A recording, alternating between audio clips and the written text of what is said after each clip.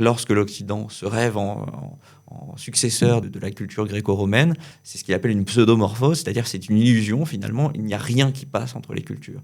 Donc quelque chose qui est de l'ordre d'un pessimisme extrême et qui tranche un petit peu avec la vision de Maistre, mais des autres réactionnaires. Et je pense que c'est pas un hasard si j'ai vu des échos avec ensuite Mille Plateau, Deleuze et Guattari.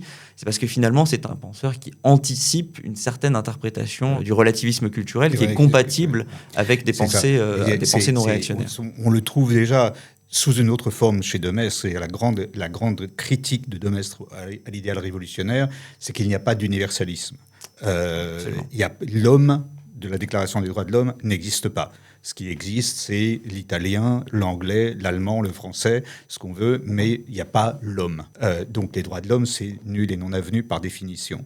Et c'est très important parce que pourquoi on parle de ces gens-là aujourd'hui, c'est que comme on parle de Evola qui a inspiré Mussolini et Carl Schmitt qui était le juriste du Troisième Reich, c'est que cette critique de l'universalisme a fait retour en France et en Europe, dans les années 90, qui sont les années de la mondialisation. C'est à ce moment-là que ces idées ont commencé à remonter dans le champ du débat public. Houellebecq a récemment reçu le prix Spengler.